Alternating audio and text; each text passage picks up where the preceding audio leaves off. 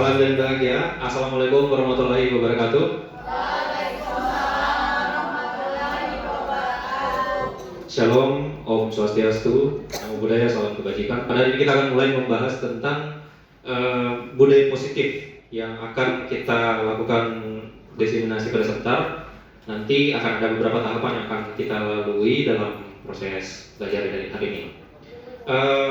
Baik, pertama kita lihat dulu di sini ada alur belajar kita. Pertama pembukaan sudah kita buka tadi, dan selanjutnya kita akan berdoa, lalu ada kesepakatan belajar, ada ice breaking, kemudian tujuan, lalu materi dan penutup. Baik, kita mulai dulu dengan berdoa. Boleh minta satu orang untuk bersedia memimpin doa pada siang hari ini? Dipersilakan. Ya, silakan. Ada? Ya.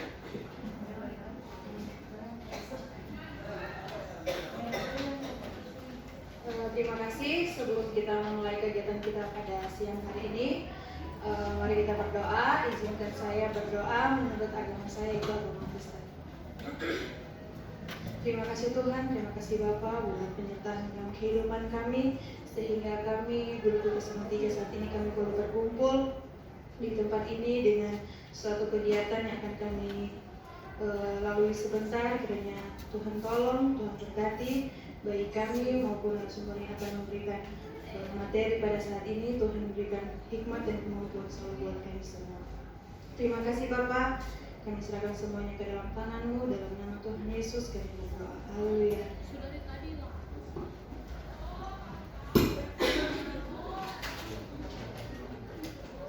Baik Bapak Ibu, kita menuju ke yang selanjutnya, yaitu tentang kesepakatan belajar. Jadi di depan sini ada kesepakatan belajar. Kalau mau ditambahkan boleh, kalau mau dikurangi juga tidak apa-apa.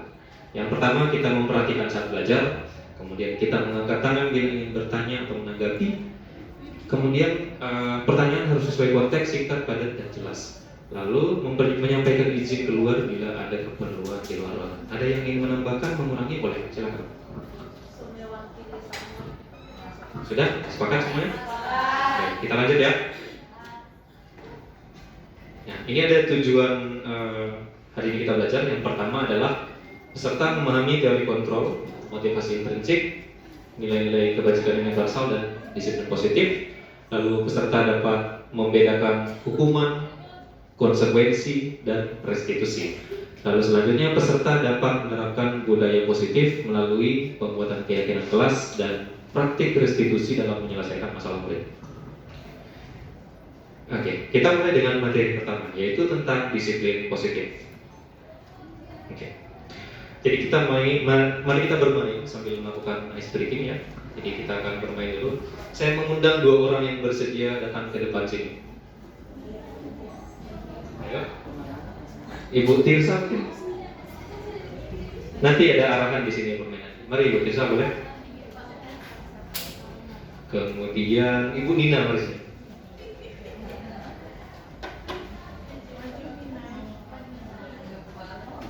Baik. Siapa yang ingin jadi pemeran mengepalkan tangan? Teman-teman boleh ikutan ya, ikutan mengepalkan tangan di sini. Oke. Kemudian paling bagus kalau misalnya bermainnya itu berpasangan. Nah, satu yang mengepalkan, satu yang akan menjadi orang yang mencoba. Jadi boleh ya, berpasangan. Jadi boleh berpasangan. Jadi kita boleh berpasangan. Ya, siapa yang mau mengepalkan tangan? Ya. Ya.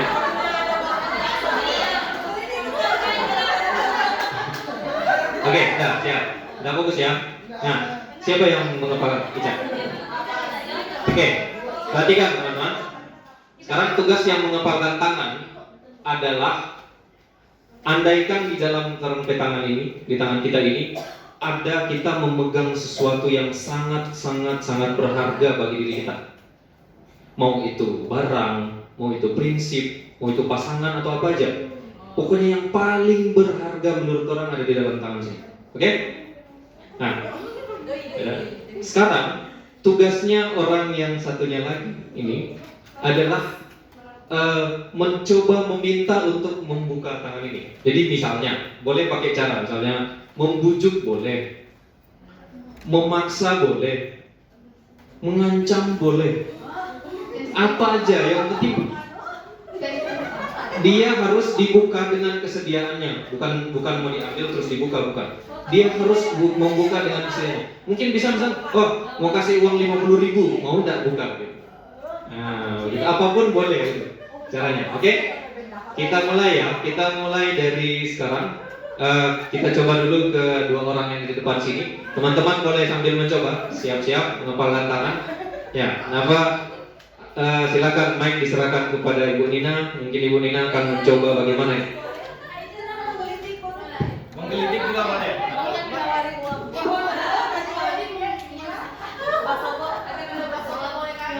Oke, ya.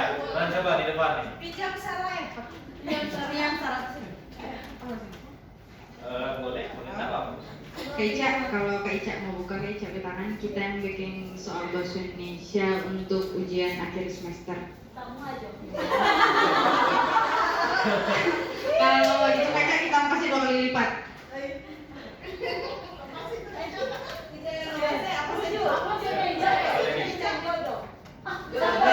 Iya Kak Ica, setiap kita bersujud mau sholat, kita doakan Kak Ica cepat menikah. Pokoknya awal tahun 2024 Kak Ica akad. Amin.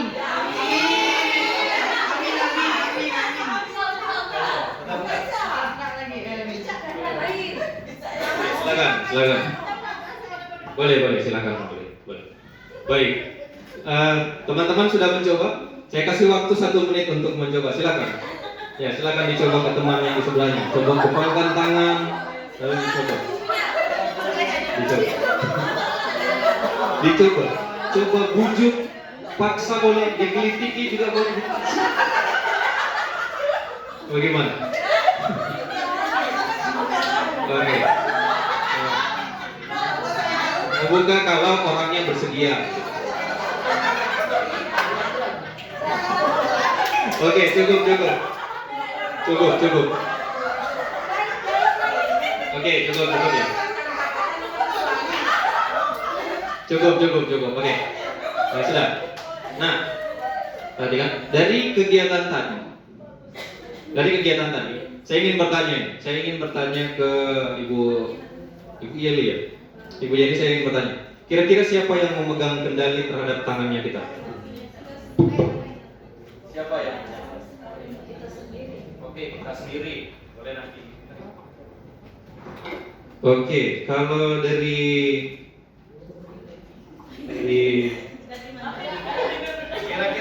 kira-kira siapa yang memegang kendali terhadap tangan ini?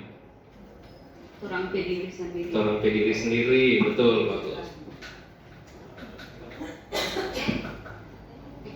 Kira-kira siapa yang memegang kendali terhadap? Ya. Diri sendiri. Semuanya menjawab sama, diri sendiri. Benar sekali Bapak Ibu. Jadi apa yang kita lakukan itu berada pada kendali diri kita sendiri. Mau orang mau paksa, orang mau suruh, mau diberikan dengan cara apapun, kalau diri kita tidak mau, ya tidak akan berhasil begitu. Jadi semua yang paling bagus itu kalau dia datangnya dari diri kita sendiri. Oke, kita lanjut ya. Nah sekarang ada pertanyaan. Ini pertanyaannya tadi, siapa yang memiliki kendali untuk membuka tangan kita? Jadi itu adalah diri kita sendiri. Kita lanjut ya. Lalu mari kita belajar tentang teori kontrol yang disampaikan oleh Dr. William Glasser tentang miskonsepsi yang terjadi di sekitar kita. Yang pertama, ilusi bahwa guru mengontrol murid. Jadi kita tidak bisa mengontrol murid Bapak Ibu. Mengapa? Karena yang dapat mengontrol murid itu adalah ya mereka sendiri, diri mereka sendiri. Kita tidak bisa mengontrol murid. Kemudian ilusi yang kedua, ilusi bahwa penguatan positif efektif dan bermanfaat. Ternyata penguatan positif itu tidak selalu efektif dan tidak selalu bermanfaat. Nanti akan dibahas sebentar ya, lebih lengkap. Selanjutnya, ilusi bahwa kritik membuat orang merasa bersalah dan dapat menguatkan karakter. Kadang-kadang kita ketika berkonsultasi dengan murid, itu kadang-kadang kita menyampaikan sesuatu sampai membuat diri mereka itu merasa bersalah, dengan harapan dengan melalui kesalahan yang terjadi, mereka itu akan menguatkan karakter mereka dan menjadikan mereka jadi lebih baik di masa depan. Kemudian yang terakhir adalah ilusi bahwa orang dewasa memiliki hak untuk memaksa. Nah, ini yang paling sering terjadi mungkin di sekitar kita. Ketika ada perbedaan usia, jadi seperti misalnya ada guru misalnya yang lebih muda, terus ada yang sore yang lebih tua, pasti dia rasa bagaimana kalau nak bikin. Gitu. Itu sering terjadi sehingga ada ilusi bahwa orang dewasa memiliki hak untuk memaksa. Kita lanjut. Sekarang harus mengubah paradigma yang biasa kita lakukan. Yang biasa kita lakukan adalah stimulus respon. Itu menjadi teori kontrol. Yang pertama, realitas atau kebutuhan kita sama. Padahal tiap orang punya kebutuhan yang berbeda. Ada orang yang bisa datang pagi ke sekolah, jam 6.45 bisa ke sekolah. Ada orang nanti jam 7.15 baru sampai di sekolah. Ada orang nanti 7.30 baru sampai di sekolah. Jadi beda-beda kebutuhannya. Karena di rumah itu beda-beda kebutuhannya. Kemudian semua orang melihat hal yang sama. Ya tidak. Semua orang, setiap orang memiliki gambaran yang berbeda. Kita mungkin bisa melihat murid melakukan sesuatu, itu tindakan yang keliru. Tapi belum tentu dari sudut pandang murid itu yang dia lakukan adalah tindakan yang keliru. Mungkin dia tidak tahu. Bisa jadi kan ada anak yang berbuat salah, dia tidak tahu. Bisa jadi ada anak yang masuk ke lingkungan sekolah, dia tidak mau mengucapkan salah, karena menurut dia itu hal yang wajar. Jadi itu hal yang sebenarnya setiap orang itu memiliki gambaran yang berbeda. Lalu kita mencoba mengubah orang agar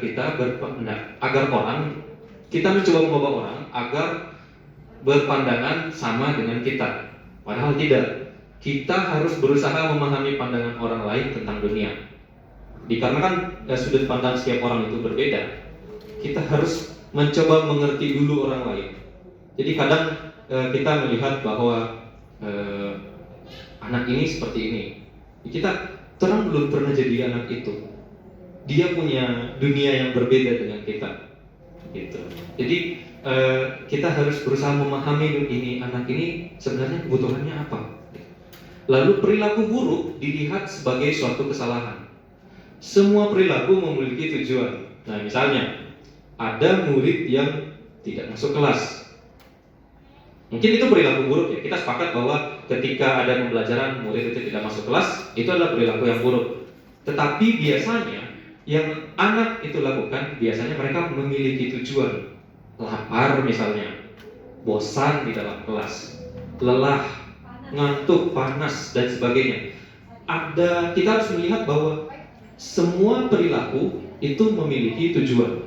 Lalu selanjutnya, orang lain bisa mengontrol saya. Kita sudah coba tadi bahwa hanya Anda yang bisa mengontrol diri Anda. Saya bisa mengontrol orang lain, Anda tidak bisa mengontrol orang lain. Pemaksaan ada pada saat bujukan gagal. Nah, yang sebenarnya adalah kolaborasi dan konsensus menciptakan pilihan-pilihan baru. Nanti kita akan bahas lebih lanjut sebentar. Kemudian model berpikir menang kalah. Kadang-kadang kita kalau konsultasi dengan murid, ketika anak ini bikin salah, terus kita bertanya tuh, terus bagaimana solusinya? Anak itu bilang, oh solusinya begini. Ya udah, kita menang, anak itu kalah. Kadang-kadang kita bilang, jadi karena kamu buat salah, berarti kamu harus begini, gitu. Anak tinggal, iya pak, iya bu, gitu. Ya dia kalah, kita menang. Padahal ada cara lain. Kenapa enggak kita berpikir bahwa kita sama-sama menang? Gurunya menang, muridnya menang. Bagaimana caranya kita tetap memperbaiki kesalahannya mereka dan mereka bisa juga memperbaiki diri mereka dan tidak merasa mereka itu kalah seperti itu. Kita akan bahas ini sebentar, akan lebih lanjut ya. Nanti juga akan ada berbagai sesi yang akan kita bahas. Ada juga LK di sini yang akan kita tinjau di sini. Nanti kita akan bagi 3 kelompok dan akan kita tinjau. Selanjutnya, menurut Anda apa makna disiplin? Saya akan berikan kesempatan kepada Pak Suhandri dulu.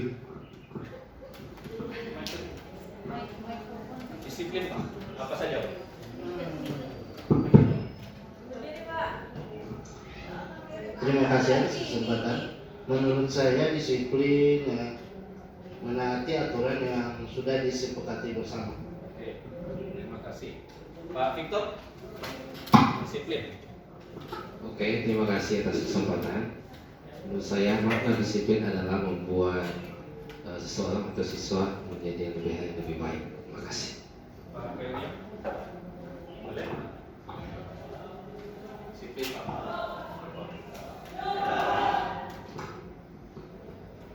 Kalau menurut saya disiplin adalah aturan yang mengatur komunitas atau kelompok di mana ada banyak anggota atau orang di satu organisasi. Terima kasih, Pak.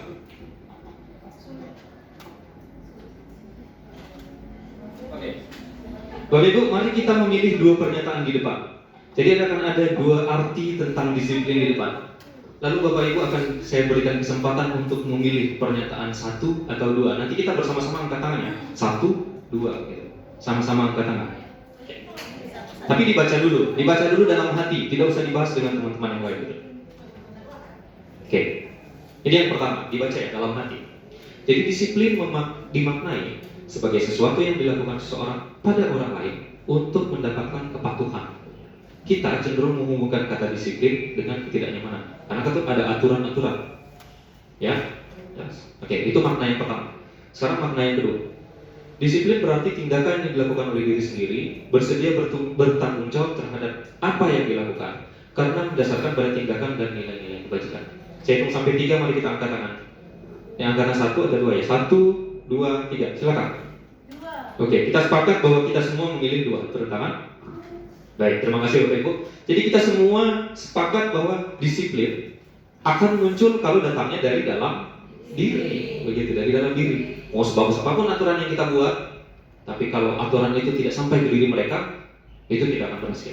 Berarti fokus kita mulai rubah fokus kita itu dari pemahaman bahwa anak harus mematuhi peraturan yang ada, berubah menjadi anak melakukan peraturan karena itu adalah hal yang mereka yakini. Gitu. Oke, kita lanjut.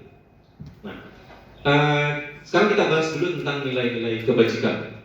Tadi kan di sini ada disinggung tentang nilai-nilai kebajikan. Nah, apa sih itu nilai-nilai kebajikan? Kita samakan dulu persepsi kita.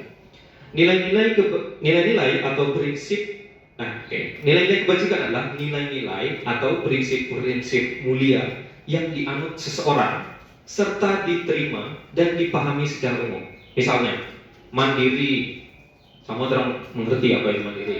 Toleransi, menghormati orang lain, kerjasama, jujur, bersih, sopan santun, rasa percaya, tolong menolong, kreativitas, persatuan, keadilan, empati dan lain-lain. Ada lagi kira-kira Bapak Ibu nilai-nilai kebajikan? Apa lagi yang orang percaya? Apa yang kita percaya? Ada toleransi, ada mandiri, disiplin, apa lagi? Ada disiplin di depan? Oh, belum ada. Oke, disiplin apa lagi? Yang biasa hari-hari kita selalu dengar. Ketika ada apel kita dengar, ada apa saja, ada rapat kita dengar. Apa lagi kira-kira? Nilai-nilai kebajikan. Tanggung jawab, ya ada tanggung jawab dan sebagainya. Jadi itu semua nilai-nilai kebajikan. Kita lanjut. Sekarang lihat. Menurut Anda, contoh-contoh perilaku yang menggambarkan berikan contoh-contoh perilaku yang menggambarkan nilai-nilai kebajikan universal. Bisa kasih contoh Ibu. Misalnya, satu perilaku, saya kasih contoh dulu. Misalnya perilaku membuang sampah pada tempatnya. Apa nilainya? Nilai kebajikan di situ. Kebersihan. Oke, saya mau satu orang saya terangkan kepada Ibu Lini. Satu contoh perilaku yang menggambarkan nilai kebajikan. Apa saja? Kebajikan apa saja? Tidak harus kebersihan, apa saja? Membiasakan apel pagi. Oke, apa nilai kebajikannya? Mendisiplinkan diri sendiri. Disiplin, bagus ya. Kita sepakat ya. Berarti di sini kita sudah mulai mendapatkan sudah sepaham tentang apa makna dari nilai-nilai kebajikan. Oke. Sekarang kita ke Sini dulu, teori motivasi, hukuman, dan penghargaan, lalu restitusi. Untuk nilai-nilai kebajikan tadi, sebentar, kita akan menggunakannya nanti. Semua kita bangun dulu konsepnya. Oke. Mengapa kita melakukan sesuatu? Mari kita tanyakan ke diri kita sendiri, mengapa kita melakukan sesuatu? Ada 3 hal di sini. Menghindari ketidaknyamanan, ingin mendapatkan pujian, atau kemauan sendiri. Misalnya kita mau apel pagi. Mengapa kita apel pagi? Apakah menghindari ketidaknyamanan, ingin mendapatkan pujian, atau kemauan sendiri? Jadi saya tidak langsung bertanya, tapi kita rasakan saja ya dalam hati kita. Motif yang mana yang ada di dalam diri kita. Dan motif yang manapun Bapak Ibu tidak salah. Tidak ada motif yang salah dalam hal ini. Jadi kita hanya ingin menganalisis apa sebenarnya motif-motif yang kita punya. Ya. Atau ada hal lain. Misalnya, ini ada murid mau kasih masuk tugas tepat waktu. Apa motifnya dia? Tergantung orangnya beda-beda. Ada orang yang memasukkan tugas ya karena dia rasa harus kasih masuk tugas. Ada orang yang kasih masuk tugas karena dia rasa itu kewajiban harus saya lakukan untuk nilai-nilai saya dan sebagainya gitu. Jadi ada 3 motif utama di sini.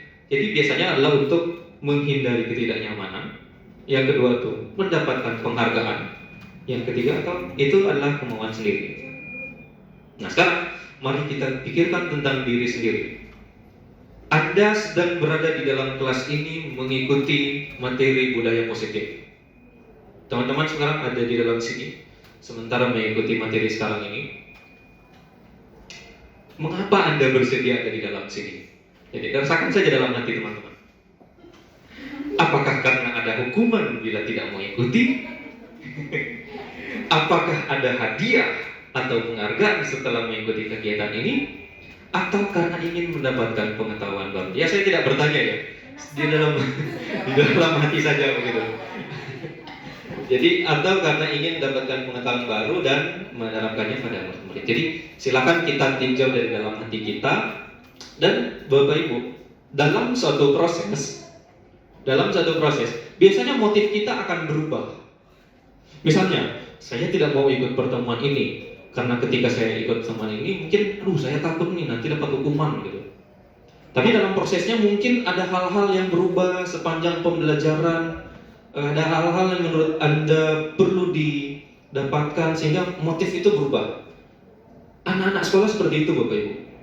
Motifnya bisa berubah bergantung pada bagaimana upaya kita dalam melakukan sesuatu. Mungkin ada anak yang tidak mau belajar pada awalnya, tetapi lama-lama dia mulai belajar. Mungkin ada anak yang karena memang kita tidak bisa cocok dengan caranya anak itu, sampai akhir kita belajar pun kita tidak pernah bisa membuat mereka suka untuk belajar. Jadi semua itu bisa diupayakan. Terlepas dari berhasil atau tidak, tapi semuanya itu bisa diupayakan.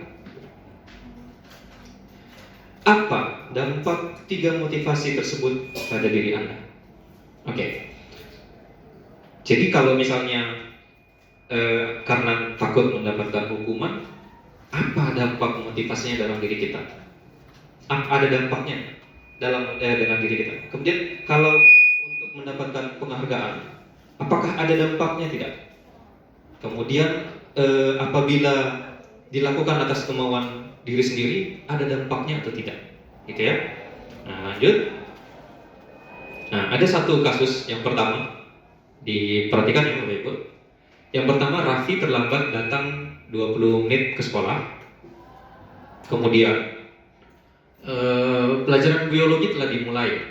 Sesuai kesepakatan, guru biologi meminta Raffi untuk berada di kelas selama 20 menit ya. Mohon maaf saya agak salah ketik kemarin. Jadi 20 menit di mana itu? Meminta Raffi berada di dalam kelas selama 20 menit saat istirahat untuk mengejar ketertinggalan pelajaran. Nah, di sini sesuai topiknya adalah hukuman dan konsekuensi. Menurut Bapak Ibu, ini hukuman atau konsekuensi? Ada yang bisa? Silakan, boleh dikasih kesempatan. Ini hukuman atau konsekuensi? Ada yang mau kasih pendapat? Apa saja boleh. Pak Mulya. Bedanya hukuman atau konsekuensi, Pak? Oke. Jadi Raffi terlambat datang 20 menit ke sekolah, pelajaran sudah dimulai. Terus gurunya minta Raffi berada di dalam kelas selama 20 menit pada saat istirahat untuk mengejar ketertinggalan. Jadi itu hukuman atau konsekuensi?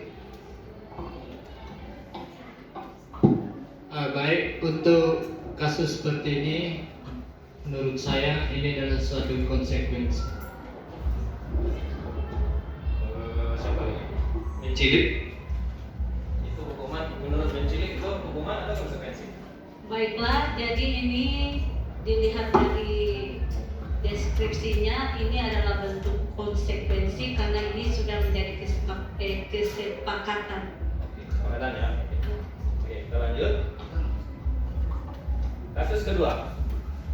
Di kasus kedua, di suatu sekolah sedang pelajaran olahraga. Saat itu beberapa murid tidak menggunakan pakaian olahraga dan tiba-tiba diminta guru untuk duduk saja dan tidak mengikuti pelajaran olahraga.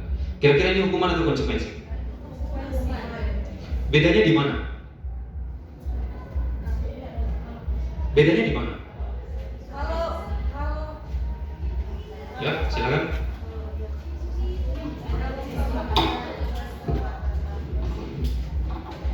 Kalau yang di kasus 2 ini dia konsekuensi.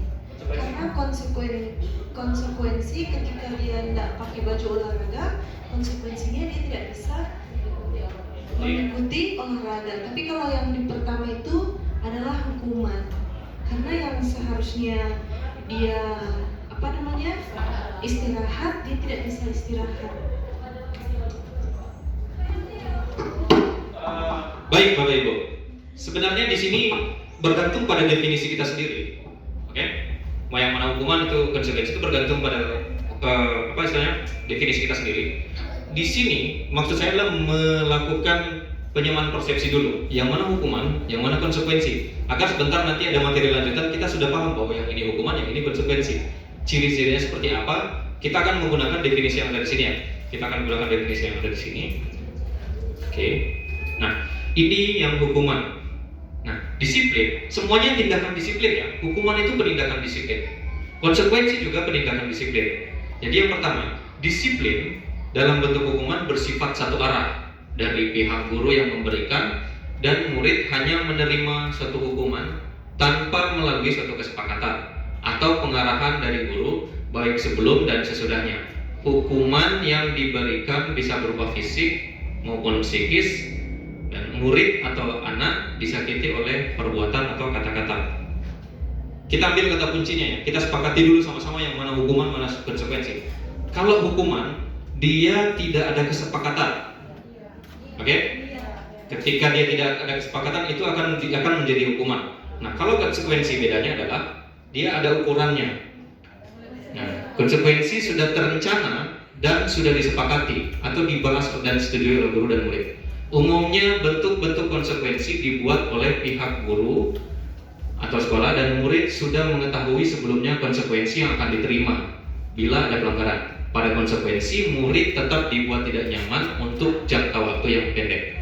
Konsekuensi bisa diberikan berdasarkan suatu data yang umumnya dapat diukur. Artinya sudah ada kesepakatan dulu, baru dia jadi konsekuensi. Nah, kedua-duanya ini adalah penindakan disiplin.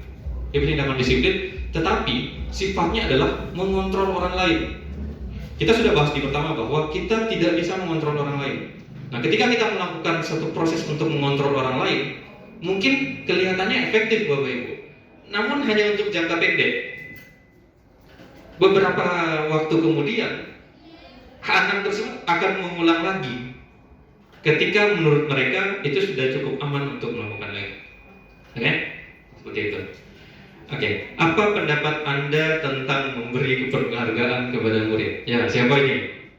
Apa pendapat Anda tentang memberi penghargaan kepada murid? Ada. Pendapat apa saja boleh? Ada yang mau?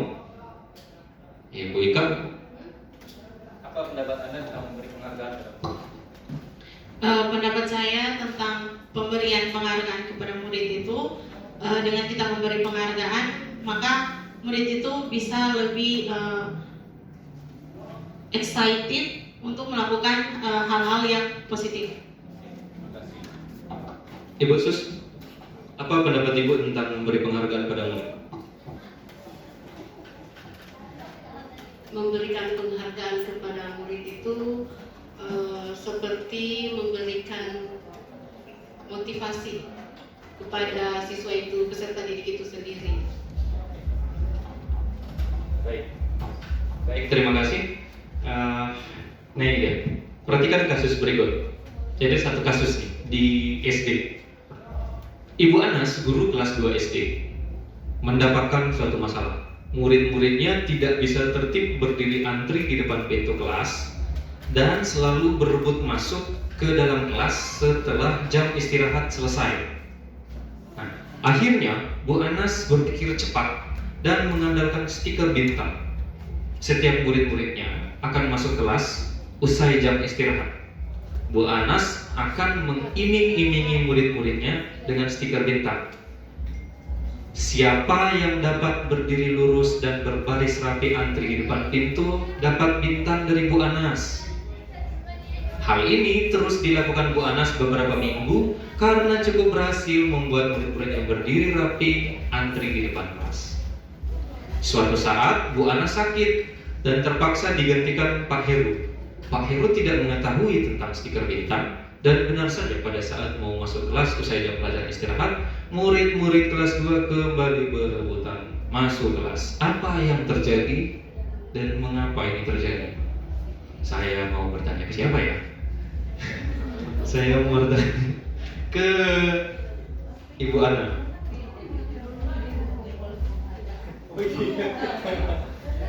Kira-kira apa yang terjadi? Kenapa ini bisa ada?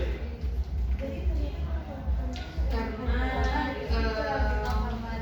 Pak Heru itu tidak memberikan apa yang Ibu Anas buat kepada mereka sampai mereka bisa tidak berebutan masuk dalam kelas karena Pak Heru tidak mengetahui apa yang Ibu Anas lakukan. Oke. Jadi yang Ibu Anas lakukan adalah memberikan stiker bintang ya. Nah, apa nilai moral yang kita ambil di sini Bapak Ibu? Stiker bintang ini kan penghargaan ya.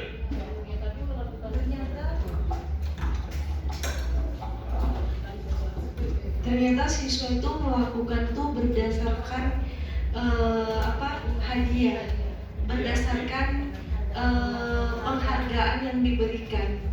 Jadi dia tidak melakukan berdasarkan DP keinginan. Oke. Jadi disiplin akan bergantung pada penghargaan. Mungkin kita kadang-kadang begitu ya, ketika kita sudah terbiasa mendapatkan suatu penghargaan tertentu, kita menjadi tidak disiplin ketika penghargaan itu hilang. Jadi tidak hanya anak-anak, tapi kadang-kadang kita juga mengalami hal yang sama. Saya juga mungkin seperti itu ya. Oke, nah ini ada penelitian ya Bapak Ibu.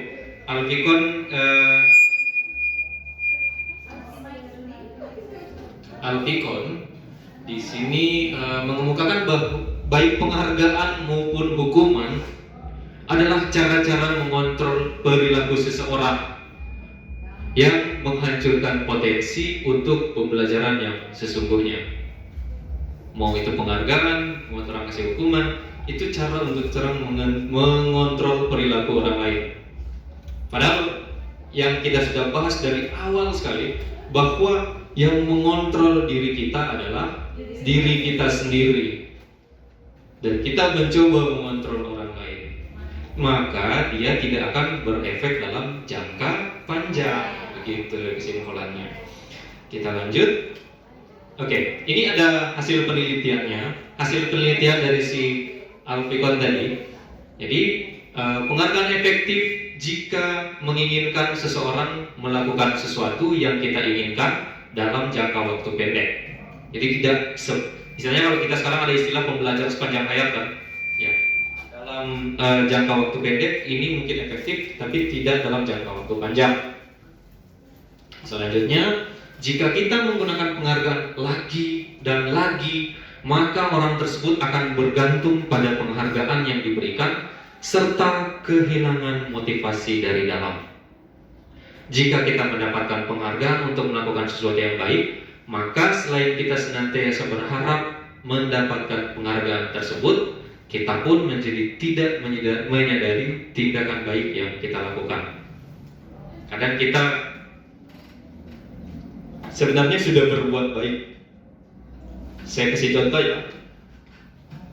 Misalnya wali kelas. Wali kelas ini setiap pagi dia semangat sekali pergi kelas untuk melakukan sapa pagi. Semangat tuh. Tetapi mungkin karena terjadi suatu persoalan, sudah biasa mungkin mendapatkan penghargaan tertentu, kemudian penghargaannya mungkin berkurang, maka wali kelas akan menjadi lupa bahwa dia padahal sudah berbuat baik setiap hari. Karena mungkin perasaannya ada sesuatu yang mengganggu perasaannya, gitu, ya. Jadi kita hanya berefleksi saja ya. Ada banyak sekali kejadian gitu. Kadang-kadang saya juga kalau kasih latihan anak-anak, ketika mereka tahu ada penghargaannya, motivasi mereka itu tidak seperti ketika pertama kali mereka ingin datang latihan sebetulnya. Jadi memang motivasi dari dalam itu beda dari cara menentukan. Kita lanjut. Nah, menurut Anda, apalagi tindakan penghargaan yang akhirnya menghukum seseorang? Ya tadi itu kan, ini kan kita bicara tentang dihukum oleh penghargaan ya. Kasus-kasus yang terjadi pada Ibu Anas itu adalah dihukum oleh penghargaan. Nah, kita di sini akan menyambung lagi tentang kira-kira apa contoh hal yang sebenarnya itu memberi penghargaan tapi malah menghukum diri kita gitu, atau orang-orang di sekitar kita. Ada kira-kira yang mau cerita pengalamannya tentang memberikan penghargaan tapi kayaknya itu malah jadi suatu hukuman gitu. Jadi bumerang ya, benar. Jadi bumerang itu. Ada enggak kira-kira yang mau menceritakan sesuatu sih? Boleh ya Bapak Ibu? Tidak usah. Silakan, ada? Ya, Ibu Ika silakan. Baik, jadi yang menurut saya dihukum oleh penghargaan itu ya sama dengan kita ketika selesai kuliah. Ketika kita menyandang sarjana, ketika kita kembali ke masyarakat, itu pasti mereka berpendapat bahwa sarjana itu pasti tahu semuanya, tahu semuanya, dan apapun yang kita lakukan selalu menjadi sorotan orang. Nah, gimana ketika kita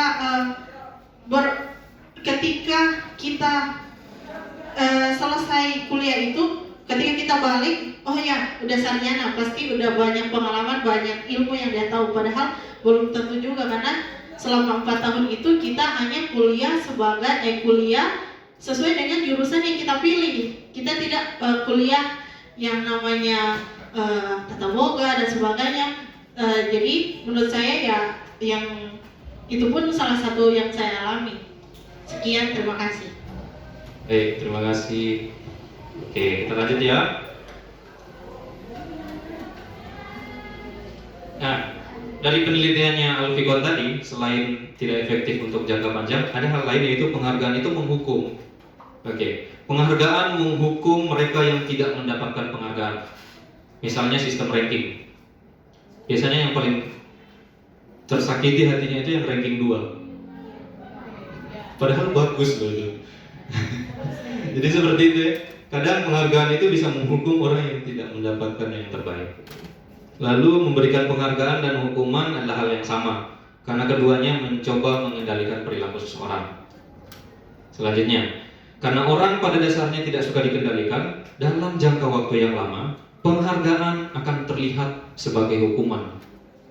Gitu ya. Ketika saya kasih contoh nih. Saya waktu sekolah itu cukup bersyukur sebenarnya, karena belajarnya bagus. Juara iya begitu. Tapi lama-kelamaan itu menjadi beban bagi diri saya. Saya takut Bapak Ibu. Kalau iya, saya takut sebenarnya. Jadi itu membuat saya bukan menjadi malah lebih senang, tapi lain kali jadi lebih seperti itu. Kadang-kadang ketika kita mendapatkan sesuatu, ekspektasi kita meningkat, dan hal-hal yang sebenarnya itu penghargaan akan menjadi hukuman. Ya, atau misalnya saya kasih contoh, setiap kali saya melatih di FLS 2N, di tahun pertama, kedua itu kan juara. Tahun ketiga saya stres Bapak Ibu.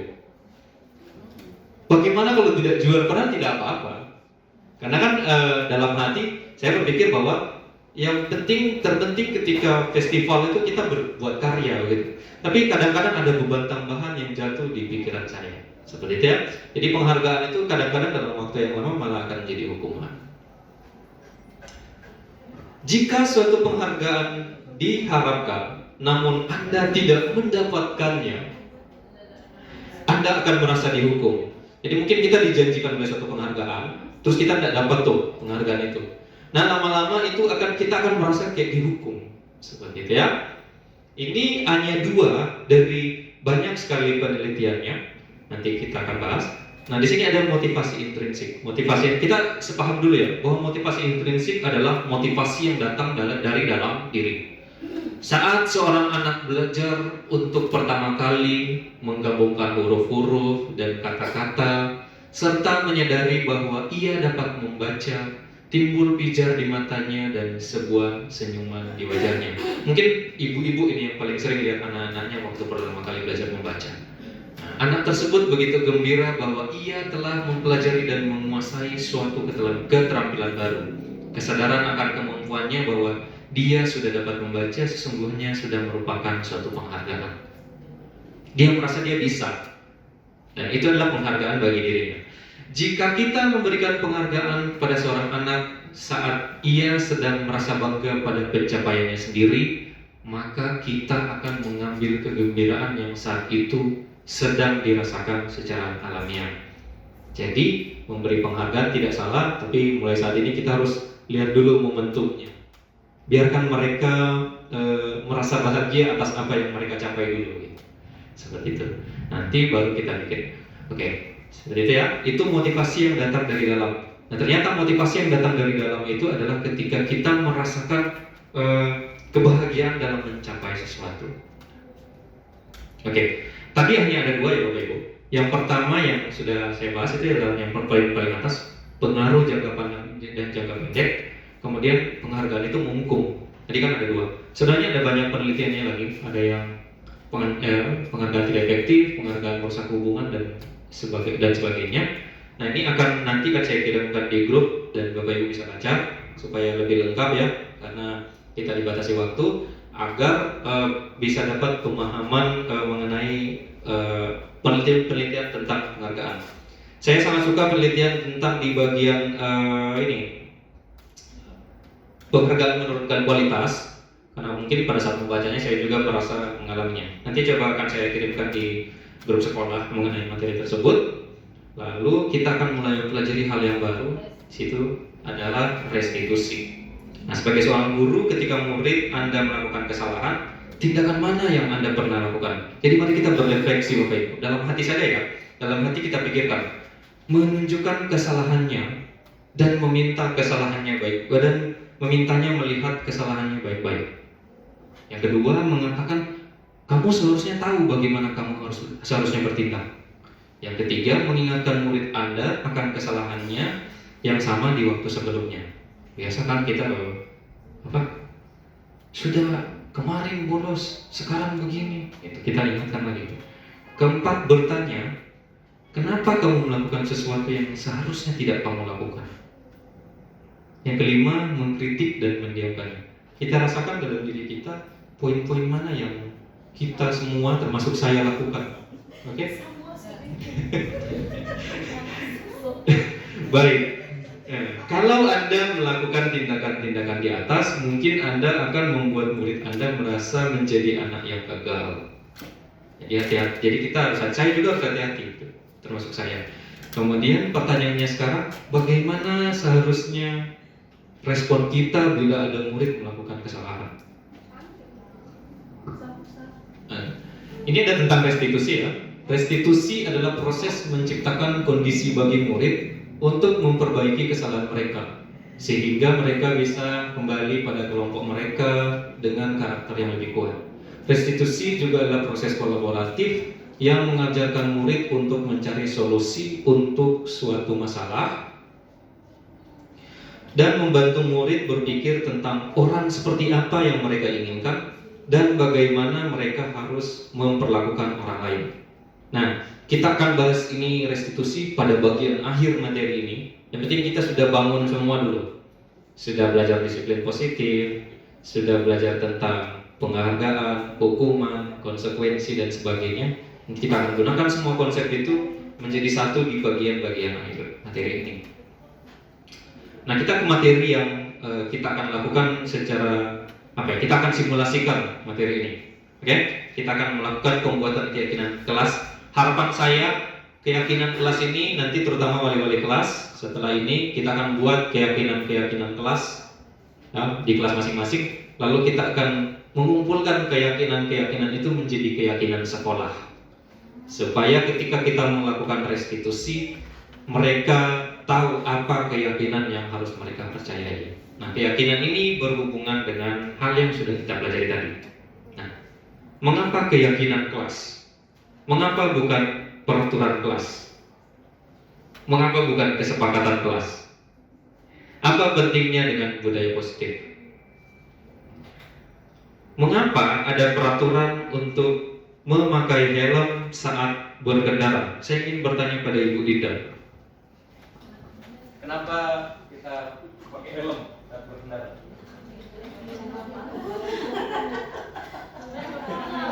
Karena memakai helm Ya, kenapa? itu harus. Memakai helm itu harus. Oke.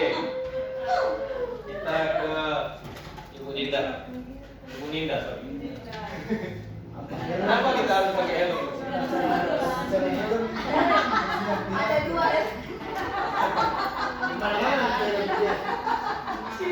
Kenapa kira-kira kita pakai helm? Kalau berkendara Bapak Ibu. Karena untuk keselamatan diri kita sendiri. Keselamatan. Oke. Oh, Nina. Kenapa kita pakai helm? Jawaban saya sama dengan Ibu Ninda. Ya, untuk keselamatan diri sendiri. Oke, untuk keselamatan. Bapak Ibu, dua guru tadi baru saja menyebutkan keselamatan. Keselamatan itu nilai-nilai kebajikan. Disiplin, kebersihan dan sebagainya. Jadi keselamatan itu nilai kebajikan. Nah, sekarang yang kedua, mengapa ada peraturan dilarang membuang sampah sembarangan? Saya mau bertanya ke Ibu Ana. Kenapa kira-kira? Nah, dilarang membuang sampah sembarangan. Kenapa kira-kira? Karena kalau banyak sampah di berbagai tempat itu membuat lingkungan yang tidak sehat. Buat lingkungan jadi tidak Sehat. Oke. Apa nilai kebajikannya? Kesehatan, kebersihan ya. Iya. Nah, ini akan kita bahas sekarang tentang keyakinan kelas. Seseorang akan lebih tergerak dan bersemangat untuk menjalankan keyakinannya daripada sekedar mengikuti peraturan. Kalau mereka yakin datang pagi itu bagus, mereka akan datang pagi karena yakin. Gitu. Oke. Daripada ada peraturan-peraturan yang kita tulis, tapi itu sekedar peraturan aja. Kalau kita yakin kita mau datang ambil pagi dengan senang, kita akan ambil pagi dengan sendirinya, gitu ya? Ya, seperti itu. Atau kalau misalnya kita yakin untuk datang menyapa anak-anak setiap pagi, ya kita yakin bahwa itu akan bagus bagi diri kita, seperti itu. Mari refleksikan diri kita masing-masing. Adakah keyakinan yang kita pegang teguh sehingga kita mau melakukannya tanpa diminta? Saya kasih contoh saya dulu ya. Saya memegang teguh nilai kejujuran saya. Saya susah sekali Bapak Ibu kalau ketika dihadapkan di situasi ini saya harus jujur atau enggak ya? Saya agak susah karena ketika saya ditanyai untuk kondisi seperti itu, saya akan diam sesaat Bapak Ibu. Karena itu adalah nilai yang saya pegang teguh. Gitu. Bapak Ibu pasti punya. Jadi saya ingin bertanya nih, nilai kebajikan apa yang Bapak Ibu pegang teguh sepanjang yang kita selama ini tahu? Bapak Ibu memegang nilai kebajikan apa? Saya ingin bertanya kepada Pak Suandri. Apa yang prinsip hidup yang ada dalam diri saya? Disiplin, Pak. Disiplin. Oke. Bisa diceritakan? Coba. Seperti aturan yang harus dilaksanakan berbagi, saya bikin lakukan. Tepuk tangan Bapak Ibu.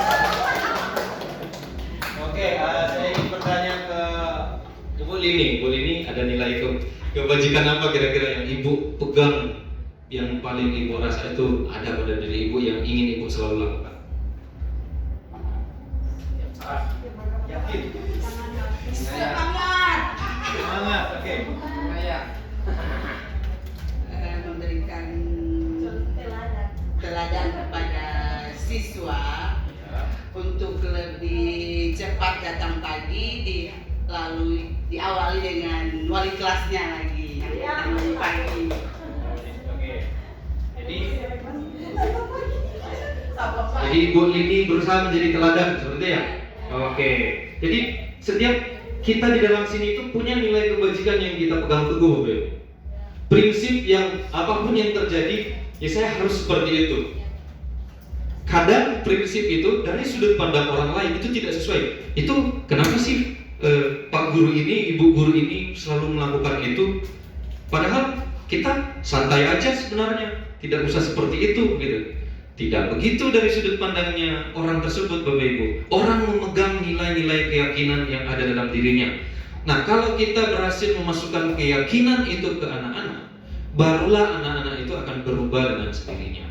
Kalau belum berhasil ya tidak masalah. Yang penting kita akan mencoba dulu. Kita akan mencoba dulu untuk menanamkan keyakinan itu dengan membuat keyakinan kelas.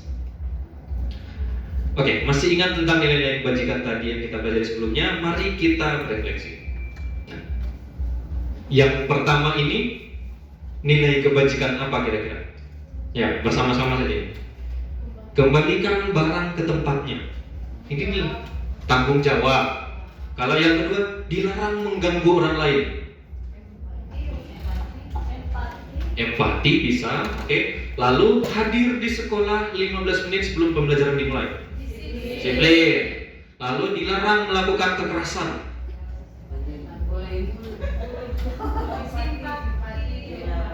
Simpati, empati, menghargai orang lain ya bisa. Kemudian dilarang menggunakan narkoba. Kesehatan, oke. Lanjut, dilarang merokok. Gunakan masker. Dilarang berlari di depan kelas. Keselamatan. Oke. Sudah, orang di dalam sini so paham semua nilai kebajikan. Kalau di dalam sini ada wali kelas, mungkin pada saat pengarahan nanti akan lebih mudah karena kita semua sudah paham apa itu kebajikan, nilai-nilai kebajikan. Nah, sekarang mari kita bermain peran. Saya akan berperan sebagai guru, Bapak Ibu akan berperan sebagai murid di dalam kelas. Ini simulasi, nanti setelah ini wali-wali kelas dapat melakukan hal yang praktik yang sebenarnya di dalam kelas ketika proses pembuatan keyakinan. Oke, kita mulai ya. Oke. Ayo langkah-langkah pertama, menggali peraturan yang perlu disepakati di kelas. Oke, saya akan bertanya mengenai peraturan-peraturan yang biasa kita lakukan sehari-hari dan akan kita petakan itu peraturan semua menjadi sebuah keyakinan. Oke.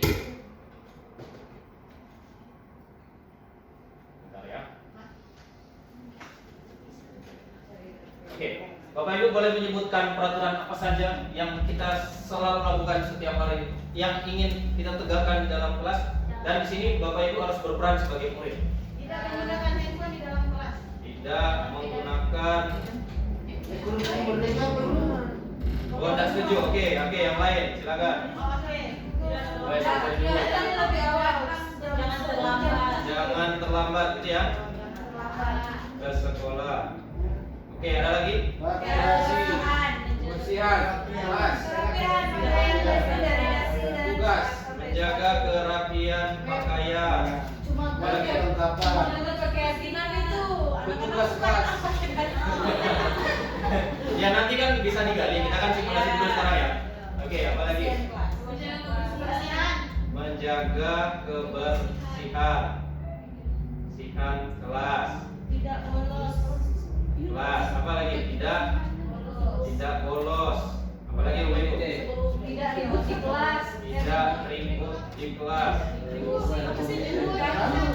Tanggung jawab. komite. Apa tadi? Komite tanggung jawab. Tidak. Apa lagi?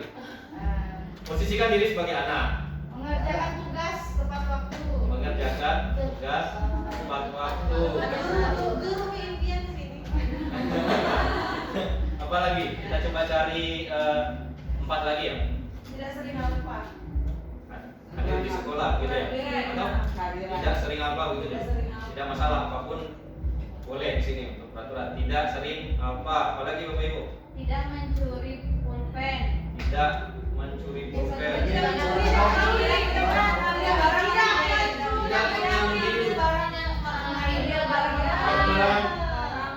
Orang lain. Satu lagi. Oh, 2 lagi. Boleh. Menjaga kebersamaan. Jaga kebersamaan, boleh.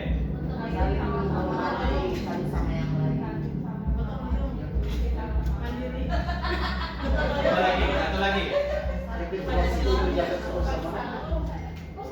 Sopan kan sopan. Tidak apa-apa, nanti sebentar kita review dulu.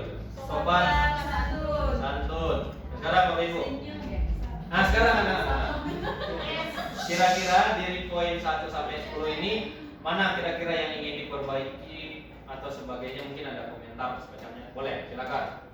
Ada yang mana yang kurang jelas mungkin atau yang kurang jelas. Poin kedua yang terakhir, menjaga kebersamaan itu tolak ukurnya bagaimana? Oke, tolak ukurnya kira-kira bagaimana ini? Kelas itu kan dia ada beragam karakter. Mungkin saja ada beberapa kelompok. Tidak bisa disatukan. Jadi mungkin kita harus spesifik maksudnya apa begitu. Kira-kira ada nggak di sana masukan? Tidak mengganggu teman. Saling menghormati. Tidak. Saling menghormati ya. Menghormati, kita perbaiki. Oke, sudah ya. Sekarang kita sudah punya kumpulan peraturan kelas. Nah, sekarang kita ke langkah kedua. Setelah membuat peraturan, kita langkah yang kedua yaitu mengubah peraturan yang sudah dibuat menjadi kalimat positif. Kalimat positif. Yang pertama ini apa kalimat positifnya? Datang tepat waktu. Datang tepat waktu ke Bukan datang sebelum waktu. Sebelum waktu. Datang tepat waktu berarti masih Berpakaian rapi. Berpakaian rapi. Ini sudah cocok ya menjaga pakaian berpakaian. Sebentar, bisa dibahas. Oke, lanjut. Bisa dibahas. Udah cocok ya? Ini udah cocok, udah positif. Menjaga kebersihan kelas. Oke, ada lagi? Tidak bolos, ini apa? Pulang tepat waktu. Pulang tepat waktu. Kurang tepat waktu. Lulus mata pelajaran. Ayo. Biar dia bolos sampai dalam sekolah, stay di kelas. Apa kira-kira? Kalimat positif ya? Mengikuti setiap jam pelajaran. Gimana? Mengikuti pembelajaran. Rajin, pembelajaran Dari awal hingga akhir. selesai. Selesai. Rabu. Lanjut. Tidak ribut di kelas. Apa kalimat positif? Tenang. Harap tenang. Apa kira-kira? Tidak ribut di kelas. Kalimat positifnya apa? Menciptakan ketenangan. Oke, apa kira-kira? Kenyamanan. Menjaga Ketenangan kelas. ketenangan kelas, begitu? Ketenangan. Mengerjakan tugas tepat waktu. Sudah positif ya? Ya. Oke, lanjut. Tidak sering apa? Rajin sekolah. Rajin sekolah. Rajin sekolah. Ya, di sekolah. Mau datang. Rajin sekolah. Rajin pulangnya tidak. Tidak mengambil barang orang lain. Oke. Kalau masih kalimat negatif ini Bapak Ibu, ada kalimat Wes, jangan pakai jangan. Dilarang. Tidak. Berlaku jujur. Ya, jujur. Bersikap Berperilaku jujur. Oke. Ada lagi? Saling menghormati. Sama. Sopan sekarang kita ke langkah yang ketiga. Jadi ini proses-prosesnya Bapak Ibu. Pertama wali kelas nih, mohon diingat nanti kita akan praktik. Kita akan buat di kelas-kelas kita masing-masing. Pertama gali peraturan, ubah jadi kalimat positif.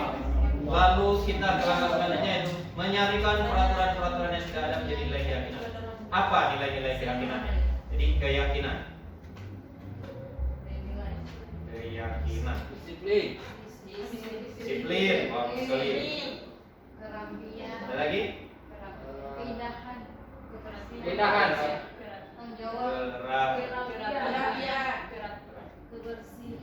Kebersihan.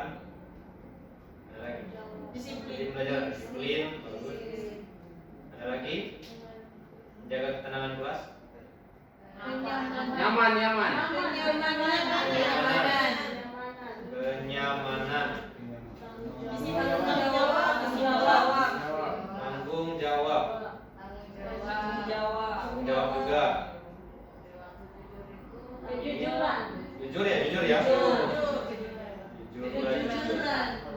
Saling menghormati. Sama.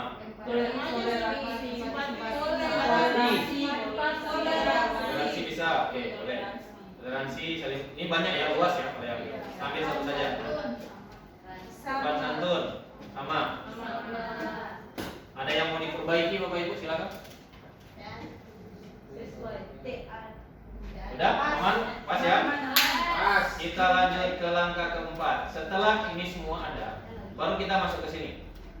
Menggali atau mendalami apa yang sudah dibuat sebagai keyakinan menjadi suatu kegiatan-kegiatan yang nampak.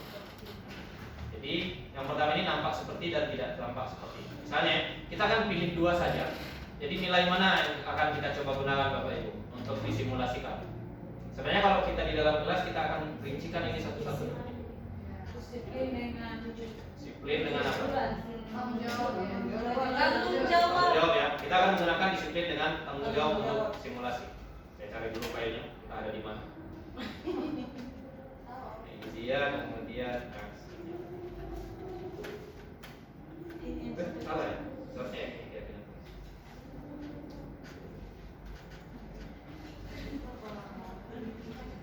Bapak Ibu kalau mau minum silakan. Boleh, tidak Baik, ya. Sekarang kita lihat yang ini. Ini kegiatan nampak seperti dengan tidak tampak seperti. Yang kita pilih tadi pertama adalah disiplin ya. Oke. Disiplin. Disiplin itu nampak seperti apa? Apa yang nampak dari perilaku disiplin? Datang tepat waktu. Oke, tampak seperti datang tepat waktu. Apa lagi? Ya, silakan. Apa lagi yang mengikuti apel? Mengikuti apel. Apa lagi Bapak Ibu? Dua lagi. Mengikuti pembelajaran. Satu lagi. Ini bisa digali ya di dalam anak-anak. Apa lagi? Satu lagi. Berpakaian rapi. Berpakaian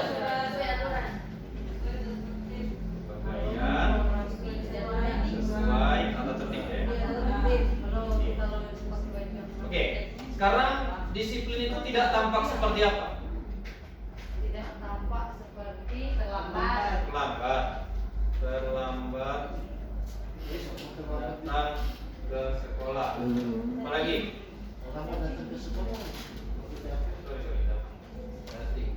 Apa? Ya memang sama nama apa? Tidak mengikuti apel gitu. Tidak mengikuti. Oh, tidak bisa Bapak Ibu kan? Masa tidak tampak seperti tidak mengikuti apel. Bahasanya ya, tidak nampak seperti terlambat mengikuti apel atau? Ya. Ayo, yang lebih tepat lagi. Oke, yang lain kalau begitu. Berarti ada tidak nampak seperti apa? Bolos. Datang jam 8. Sudah. Melewatkan apel pagi. Oke, boleh melewatkan sekali guru bahasa Indonesia. Apel pagi, oke. Bolos. Apa bolos? Ya, bolos. Bolos sekolah, bolos saja ya.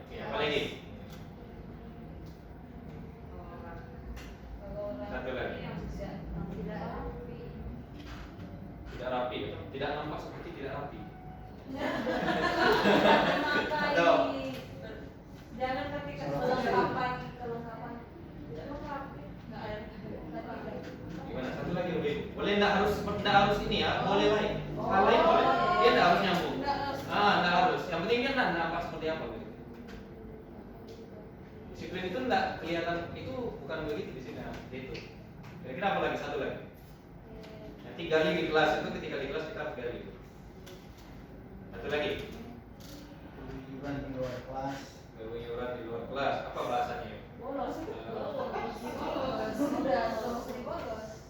Bolos bisa keluar sekolah. Kalau di sekolah masih di lingkungan sekolah.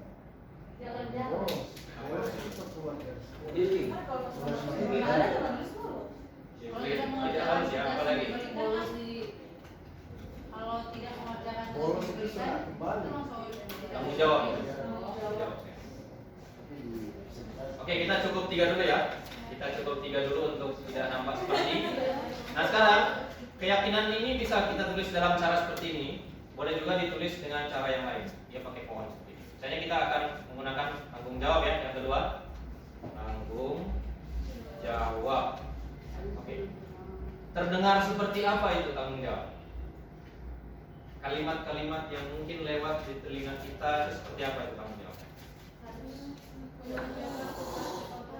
Ayo teman-teman apa? Melaksanakan Enggak, kedengarannya. Saya ayo teman-teman gitu mengajak ya. atau yang penting kedengaran di telinga kita. Oh ini tanggung jawab. Ayo teman-teman kita mengikuti apa yang pagi. Mantap sekali. Ayo teman-teman kita mengikuti apa yang pagi. Tanggung jawab ya? Iya. Apa lagi? Tanggung jawab. Ayo teman-teman, ngapain lagi sih? Ayo kita membuat tugas. Ayo kita membuat tugas. Apalagi? Ada lagi? Ayo kita mengangkat sampah. Ayo kita mengangkat sampah. Boleh itu sekian sebenarnya ya. Cukup dulu, kemudian terlihat bagaimana? Kelihatannya bagaimana itu yang perilaku tanggung jawab? Kelihatannya. Kelihatannya bagaimana? Oh ini orang bertanggung jawab. Rajin. Rajin apa? Rajin Mengikuti apel pagi. mengikuti apel pagi boleh.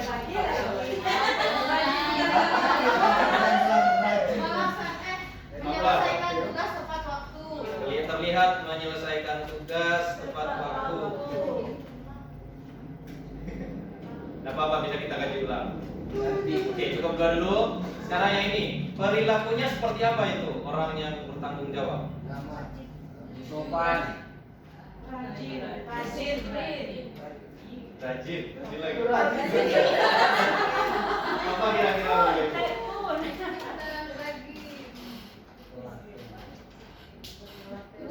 Ayo, perilakunya kayak gimana orang yang bertanggung jawab? Misalnya sebenarnya semacam ini kan menyelesaikan tugas tepat waktu itu perilakunya. Orang yang baik. yang rajin mengikuti. Berperilaku apa? Baik, perfeksionis. Baik. Perfeksionis. Ya, bisa diukur. Berperilaku tepat waktu boleh. Tepat waktu, apa lagi? Satu lagi.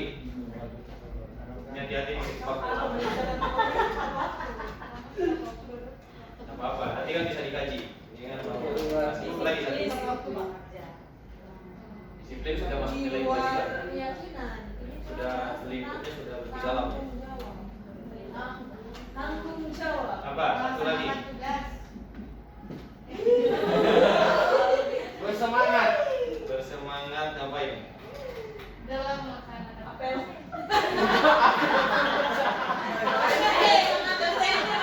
Bersemangat menyelesaikan tugas ya. Menyelesaikan tugas. Oke. Jadi Bapak Ibu, ini nilai-nilai yang kita udah ambil. Nah, dari keyakinan-keyakinan yang sudah kita buat, di sini ada disiplin dengan perilaku seperti ini. Kemudian tanggung jawab seperti ini. Bentuk yang sudah kita buat. Di sini kita harus berbagi tugas dengan anak-anak. Nah, ada tugas guru dan tugas murid. Guru tugasnya apa dalam keyakinan tadi? Apa dia bertugas? Guru tugasnya guru dalam keyakinan-keyakinan yang seperti ini. Apa ya? Saya kasih contoh satu ya. Guru tugasnya mengingatkan murid datang tepat waktu misalnya. Apa lagi? Yang sesuai dengan keyakinan. Selain mengingatkan, ngapain saja? Contohkan. Guru, ya kita ganti ya, ini dari mengingatkan jadi memberikan Teladan. memberikan contoh kepada murid agar datang tepat waktu. Apalagi apa tugas gurunya? Datang ya. Oke, salah ketik. Ada satu lagi, memberi contoh. Kemudian apa itu? Dalam hal tanggung jawab mungkin. Dalam hal ini apa yang harusnya dilakukan guru? Datang tepat waktu. Lalu apa lagi itu yang harus dilakukan guru?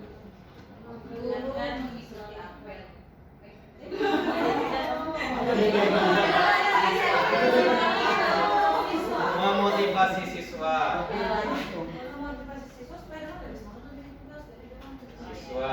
Oke, cukup dulu ya untuk simulasi. Sekarang poin yang harus dilakukan murid. Mengikuti apa yang telah dikatakan. Mengontrol perilaku itu kan, yang tidak mengontrol perilaku. Apa? Murid tugasnya apa?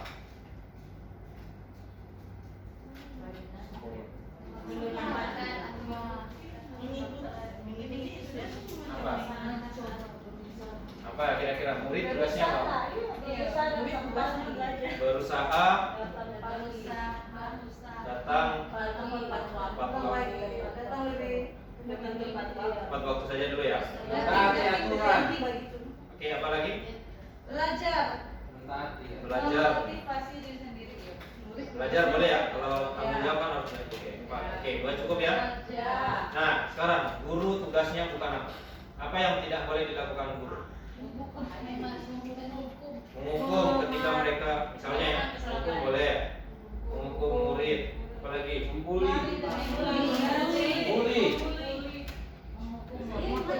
melakukan perundungan, apalagi,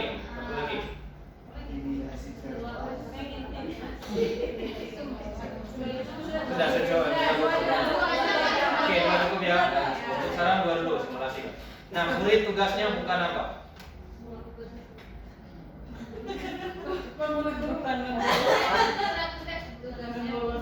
Tugasnya bukan apa?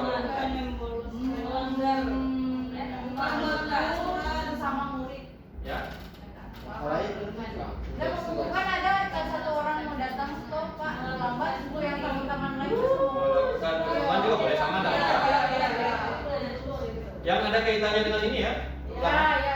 Tanggung jawab dan disiplin. Lalu apa? Sesuai keyakinan kelas.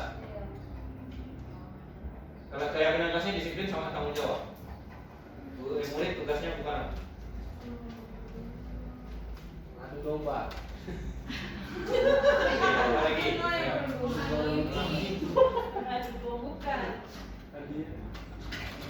Satu lagi. Murid tugasnya bukan apa?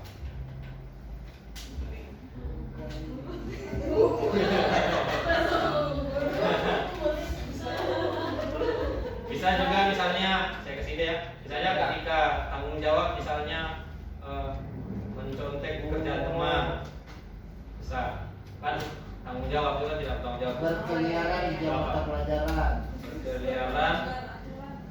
Bagaimana mau bahas? Tahu tapi bahasa Indonesia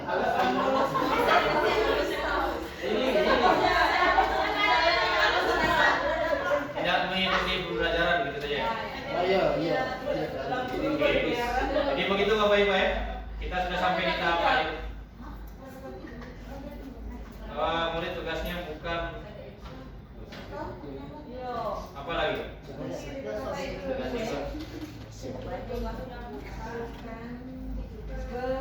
Urus pelajaran.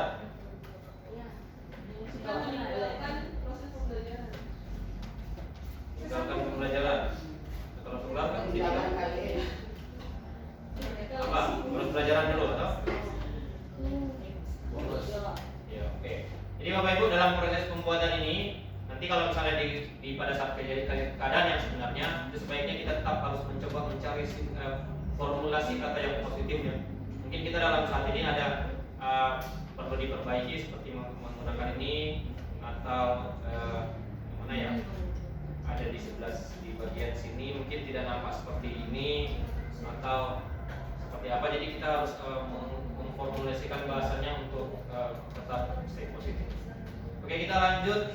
Jadi di sini kita sudah belajar tentang membuat keyakinan kelas 5 tahap. Nanti kita bisa lakukan di kelas-kelas. Nah, kita sekarang ke bagian akhir materi ini, yaitu tentang 5 kebutuhan dasar manusia yang akhirnya akan berakhir pada restitusi.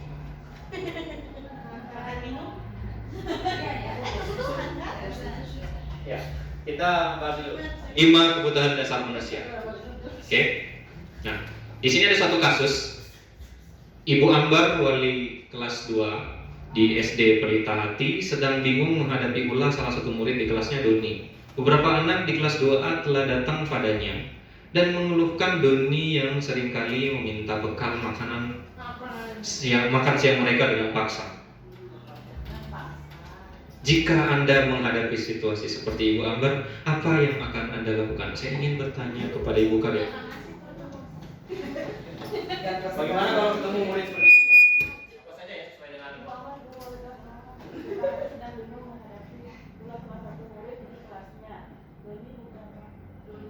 Minta bekal ya.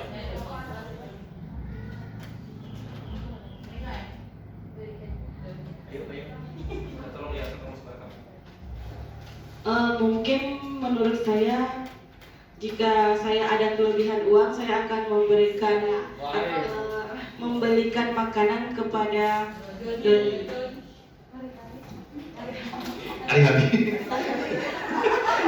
Oke, Bapak Ibu, itu hanya apa? Sebenarnya kan kita di dalam kelas bisa solusi apa saja ya, terserah kita seperti apa caranya.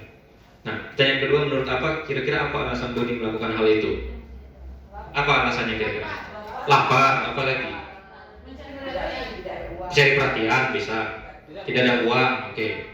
Silakan. Sekarang itu adalah kebutuhan dasarnya. Nah, di situ kebutuhan dasar ada 5 yang dipelajari di modul ini ya. Ada 5 kebutuhan dasar. Yang paling pertama itu bertahan hidup. Tapi kalau bertahan hidup ini biasanya kentara dia. Lapar itu kentara. Ketika dia sudah gemetaran atau apa, kentara. Nah, ada 4 lagi kebutuhan dasar yang perlu penelusuran. Yang pertama, penguasaan. Penguasaan ini maksudnya adalah kompetensi mereka. Jadi misalnya dia tidak bisa berenang, saya tidak bisa berenang, Bapak Ibu. Makanya saya setiap kali belajar renang untuk kelas 3 dulu itu saya takut sekali, stres pokoknya seperti itu gitu. Karena saya tidak bisa gitu. Mungkin ada anak-anak yang tidak suka belajar, takut sekali setiap kali belajar matematika misalnya. Nah, gitu, itu masalah penguasaan. Kemudian rasa menginginkan kasih sayang dan rasa diterima. Ada anak-anak biasa cari perhatian. Ya, gitu. Lalu yang keempat itu adalah kesenangan. Ada anak-anak yang hanya menginginkan kesenangan. Misalnya dia tidak betah pokoknya dalam kelas kesana kemari. Karena dia orang yang biasa bergerak, mungkin dia tidak senang. Gitu. Yang terakhir adalah kebebasan. Nah, kebebasan ini mungkin ada orang-orang yang tidak ingin dikekang dengan suatu tugas tertentu. Jadi terus kita kasih tugas seperti itu, jadi dia merasa tidak bebas. Gitu. Jadi ini adalah 5 kebutuhan dasar. Ada bertahan hidup, kita ingat ya, bertahan hidup, penguasaan, rasa cinta dan rasa diterima, lalu kesenangan dan kebebasan. Mari kita coba. Dinda, seorang anak kelas 3 SD, begitu tiba di rumah, ia menangis dan mengadu pada ibunya bahwa dia benci Ibu Rani, gurunya. Menurut Anda, kebutuhan apa yang berusaha dipenuhi jika jawabannya seperti ini? Yang pertama, ibu guru bilang, aku tidak boleh bersenandung sewaktu mengerjakan tugas. Katanya kelas harus tenang, tidak ada suara. Kan nggak seru jadinya. Itu kebutuhan dasar apa? Iya, pintar. Oke, terus. Jadi ya, ibu guru tidak menyapaku hari ini, padahal aku pakai jemput rambut baru. Iya, bagus. Aku bosan Masa belajarnya cuma begitu-begitu saja? Dengerin ibu guru aja. Bebas. Kebebasan. Oke. Yang terakhir, aku sebel gambarku tidak rapi, malah ibu guru nunjukin ke teman-teman di depan kelas. Penguasaan. Jadi kalau mau konsultasi dengan murid, tinjau dulu DP kebutuhan. Ini murid ini kebutuhannya apa? Rama ini kebutuhannya apa? Jadi kita bisa tinjau dulu ya. Oke, lanjut. Bila Anda orang tua dari Dinda, apa yang akan Anda lakukan? Saya mau tanya ke orang tua ya. Saya mau bertanya ke Mencili itu.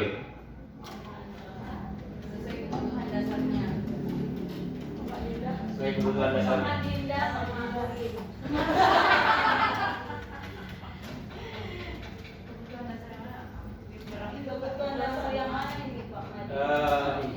Boleh pilih. Silakan.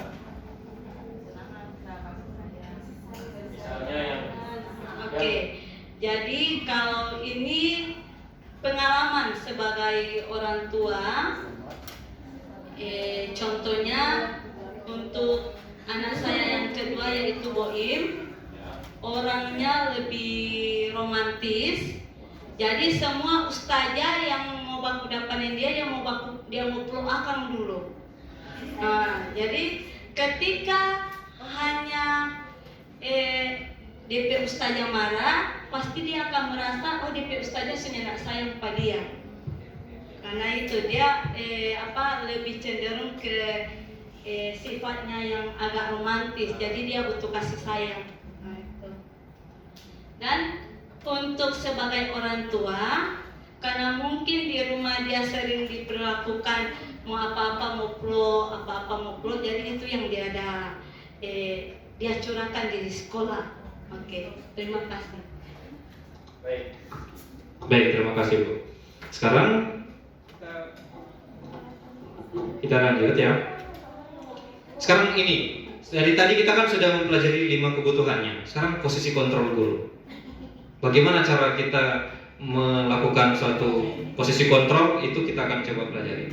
Ada 5 posisi kontrol. Jadi ada penghukum, pembuat rasa bersalah, posisi teman, pemantau, dan manajer. Kita simak videonya. Restitusi, salah satu program yang dikembangkan adalah 5 posisi kontrol. 5 posisi kontrol dalam restitusi adalah proses perjalanan seorang pendidik agar dan menerapkan disiplin positif yang memerdekakan murid. Mari terus berlatih dan bersemangat. Selamat menerapkan. Salam dan bahagia, Ibu dan Bapak Guru. Hebat. Oke, sekarang kita coba Kita coba lihat ini kalau ada satu kejadian ini posisi yang mana.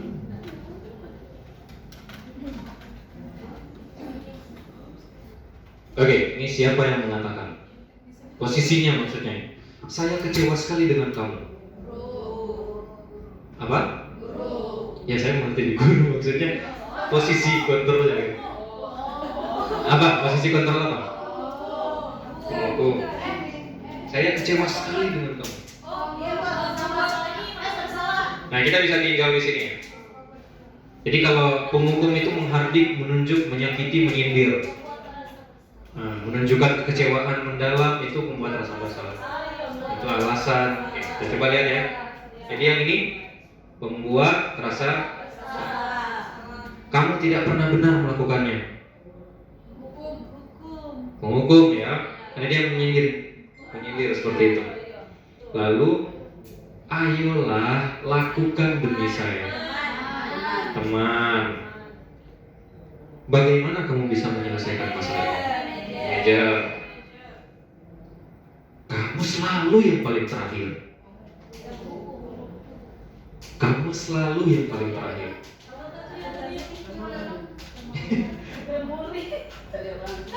Ini. Kalau pemantau dia menghitung menggunakan data biasanya. Kamu selalu yang paling terakhir. Bukan. Kalau pemantau dia menghitung dan mengukur. Ya. Di antara dua ini ya. Oke. Kamu selalu yang paling terakhir, pembuat bersalah, karena dia selalu jadi orang yang terakhir, Bu. Sesuai tata tertib, apa konsekuensinya? Pemantau. Ingat bukan yang telah saya lakukan untuk kamu? Jangan. Kamu tidak akan pernah berhasil dalam kehidupan ini.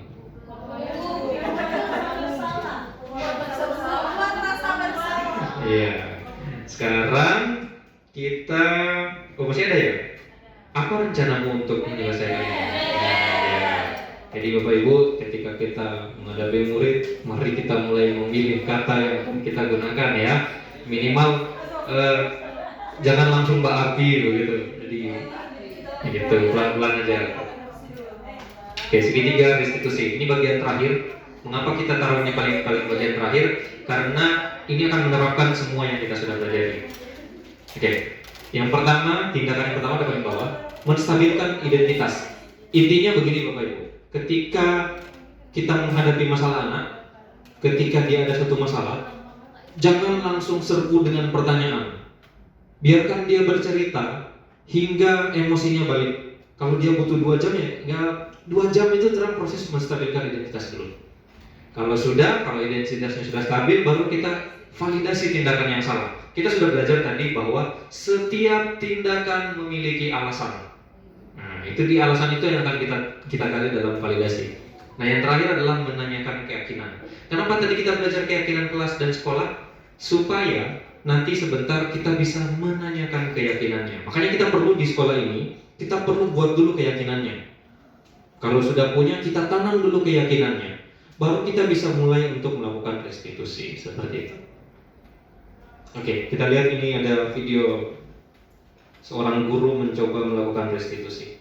Ini adalah suatu proses dialog yang dijalankan oleh guru atau orang tua agar dapat menghasilkan murid yang mandiri dan bertanggung jawab. Pada saat Kenapa hari ini ada di sini?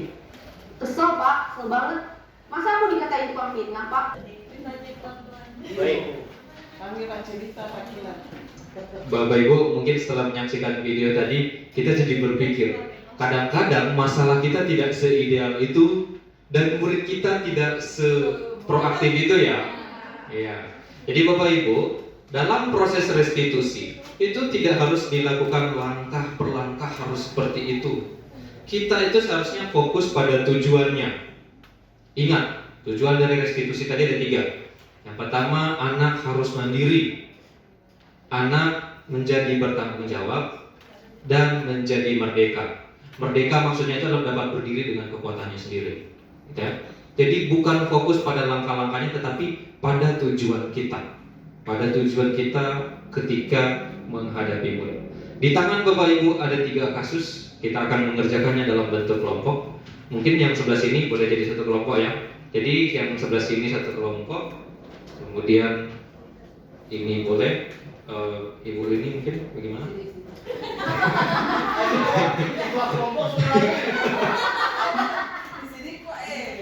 Iya, yang ibu boleh, ini ibu di sini. Bapak-bapak di sini ya. Oke, nah bapak. Jadi bapak-bapak yang di sini akan mendapatkan kasus kedua.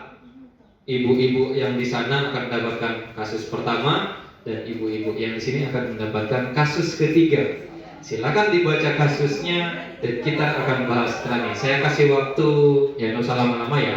Kita kayaknya 10 menit lah paling lama. Silakan. Angkat tangan. Oke, wah ini pasti siapa yang mau bicara?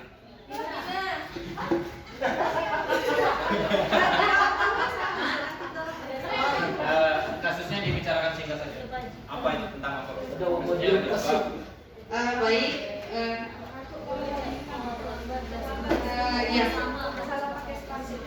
Kasus yang kami analisis adalah kasus tentang seorang siswa yang bernama Sabrina datang ke sekolah, ingin datang ke sekolah tepat waktu, makanya dia dari rumah terburu-buru hingga salah menggunakan sepatu yang harusnya dia menggunakan sepatu hitam.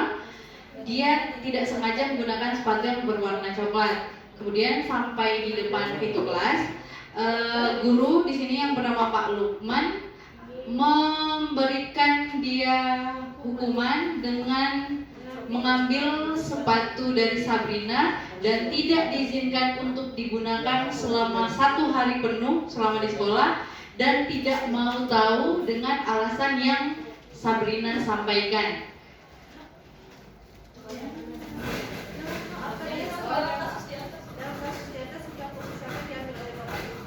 Dalam kasus di atas, sikap posisi apakah yang diambil oleh Bapak Lukman? Jelaskan apakah indikatornya.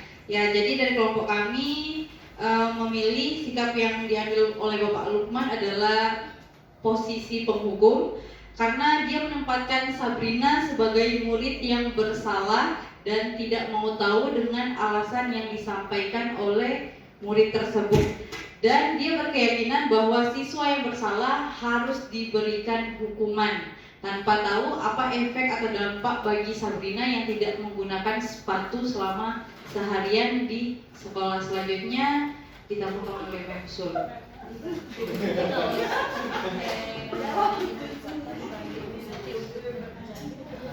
Jadi yang kedua, bila Bapak Lukman mengambil posisi seorang manajer, apa yang akan dikatakan, pertanyaan-pertanyaan seperti apa yang akan diajukan ke Sabrina? Jadi kalau menurut kami, kelompok yang menjawab kasus 1, itu kira-kira pertanyaannya, apa yang menyebabkan kamu terburu-buru? Iya, menanyakan alasannya. Kemudian yang kedua, Sabrina akan menjawab dia bangun terlambat. Iya. Kemudian kita menanyakan lagi, apa yang menyebabkan kamu bangun terlambat? Bisa jadi siswa akan menjawab karena dia bangun telat tidurnya. Jadi kita menanyakan lagi, kamu sebagai siswa, kamu memiliki tanggung jawab untuk hadir tepat waktu di sekolah. Jadi kira-kira apa yang harus kamu lakukan agar kamu bangun tidak terlambat?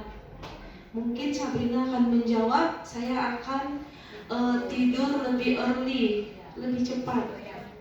Iya, seperti itu. Kemudian atau mungkin kita bisa tanyakan, mungkin sama dengan tadi, siapa yang bisa membangunkan kamu di rumah agar kamu tidak bangun terlambat. Ya. Kemudian yang ketiga, kira-kira bila Anda sebagai adalah kepala sekolah di sekolah tersebut, nilai kebajikan apa yang ingin dituju oleh peraturan harus berwarna hitam, yaitu disiplin dan kerapihan. Jadi karena kalau misalnya semua siswa menggunakan sepatu berwarna hitam tuh akan tampak rapi dan serasi, seperti itu. Baik. Kelompok selanjutnya ada yang mau mulai menjawab? Silakan. Oh, kelompok 3 dulu. Oke. Jadi kelompok bapak, kelompok terakhir. Kelompok bapak.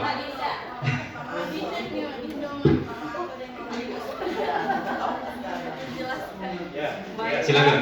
Kami dalam kelompok kasus yang ketiga, ini tentang perseteruan antara Anto dan Nino. Ini contoh kasus seperti yang siapa tadi yang di tayangan tadi, tentang kesalahpahaman sampai terjadi pertengkaran adu mulut dan fisik.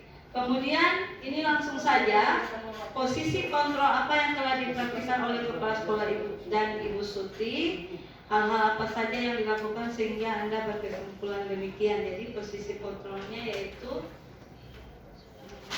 sebagai manajer, ya.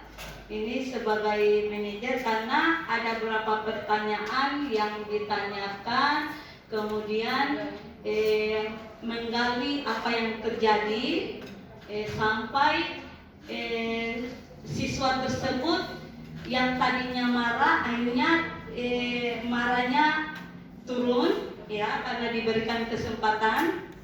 Kemudian dalam kasus tersebut bagaimana Dino dikuatkan, yaitu ini Dino dikuatkan dengan adanya bantuan bantuan dari Pak Irfan sebagai guru tata busana yang membantu dia untuk menjahit kembali bajunya Anton atau kancingnya Anton tadi yang terlepas.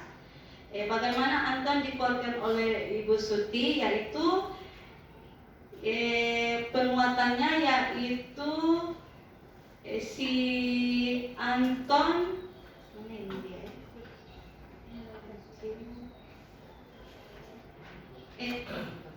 Hal apa yang bisa dilakukan Dino untuk memperbaiki masalah Anton? Nah, Anton tersebut. Jadi ini penguatan yang untuk supaya ada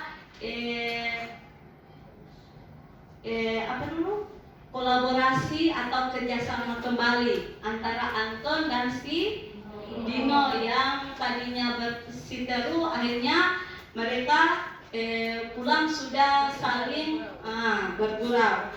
Kemudian kira-kira nilai-nilai kebajikannya yaitu bertanggung jawab dan kolaborasi, kemudian kasih sayang, mungkin itu. Baik, terima kasih. Silakan kelompok yang kasus kedua. Ya, silakan. Terima kasih. Untuk kasus kedua di sini ada seorang murid yang bernama Fajar. Dia tidak mengerjakan soal yang diberikan oleh gurunya. Dan di sini ada dia menjawab kepada gurunya adalah dia tidak tahu. Ketika ada pertanyaan dia menjawab saya tidak tahu. Nah, di sini di posisi kontrol apa yang diambil oleh Ibu Dani dalam pendekatannya ke Fajar, karena di sini yang di akhir Dani menjawab gimana kamu Fajar, kamu tidak kasihan sama ibu ya.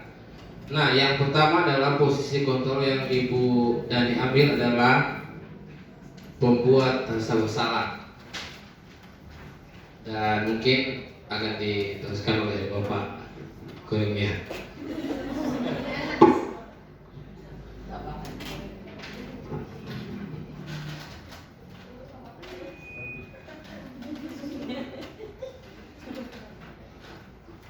Ya memang kasus ini juga sering terjadi kalau saya di kelas, ketika ada menjelaskan, ada saja anak-anak atau siswa peserta didik yang tidak memperhatikan, atau kalau yang dikatakan di sini Fajar itu hanya tiduran.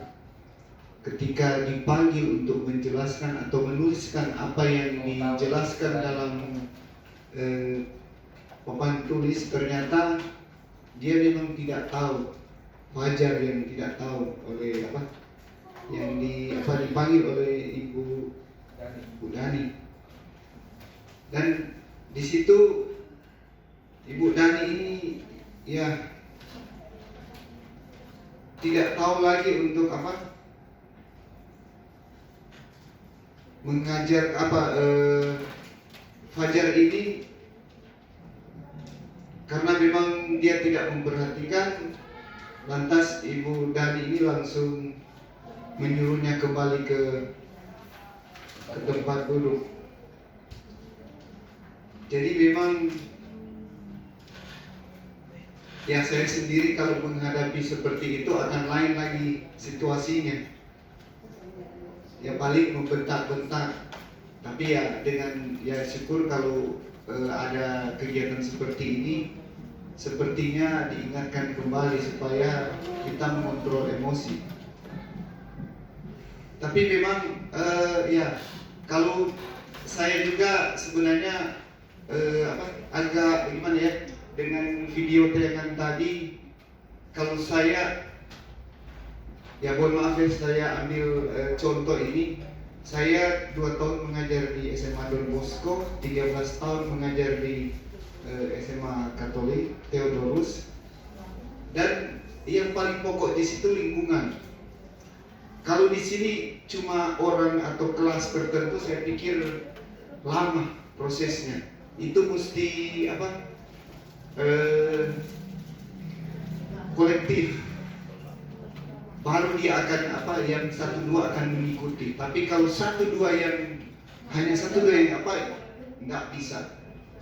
Ini yang menjadi saya dari tadi berpikir sampai saya jadi guru berkat dari itu bagaimana kerasnya seorang guru mengajar, mendidik. Tapi sekarang mengikuti anak pemau, nggak tahu. Mungkin kalau kurikulum Merdeka ini baru 1-2 tahun, belum ada hasil nyata. Tapi kalau yang GBPP 84, 92 juga sudah ada hasilnya. Walaupun ya tinggal memperbaharui atau menambah atau dia memodernisasi lebih canggih karena sesuai dengan perkembangan teknologi saat ini, terutama IT. Jadi mohon maaf saya tambahkan tadi karena saya cukup berperhatian juga untuk pendidikan. Memang kalau seorang ahli atau yang super pengalaman kalau menghadapi mungkin mereka terbiasa dengan lingkungan atau anak-anak yang sudah jadi, karena ini proses kalau nanti SMA saya pikir berat, harus dari SD, SMP dari awal. Kalaupun itu memang mesti dari keluarga, bukan cuma dari bangku sekolah. Jadi itu yang kita harus perhatikan dan mungkin ini menjadi tantangan kita semua. Walaupun kita mulai dari SMA, bukan mulai dari basic. Nah ini yang terjadi ini salah satu kasus yang sudah terbiasa. Jadi ini kesulitan kita guru-guru SMA yang memang akan menghadapi seperti kasus ini Fajar ini yang tidur-tiduran. Cuma mungkin pelajaran tertentu yang dia suka.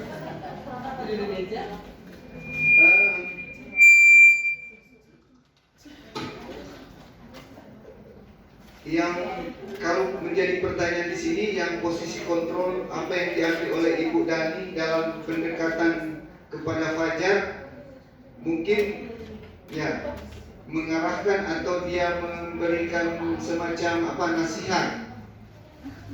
Baru membaca sikap Fajar, kebutuhan apa yang diperlukan oleh Fajar, yang memang itu kesulitannya, kebutuhannya memang bukan cuma pada saat itu. Memang mesti cari tahu anak tersebut atau siswa yang bersangkutan masalah apa atau kejadiannya apa memang seperti itu selalu di setiap pelajaran. Baru Ibu Dani mengambil posisi pemantau. Apa yang akan dilakukan atau dikatakan olehnya dalam pertanyaan-pertanyaan seperti apa yang akan diajukan. Nah itu yang membutuhkan penjelasan karena bisa saja sama seperti masalah juga kasus yang ditemui di kelas juga, cuma membahas atau habis energi untuk 1-2 siswa. Akhirnya materi tidak sesuai tidak sesuai gimana bukan ada kata yang paling tepat, skenario. Jadi sebenarnya ada 10 step, cuma sampai di step ketiga. Jadi cuma marah-marah, cuma akhirnya itu yang mungkin kendala yang ada di dalam proses pembelajaran.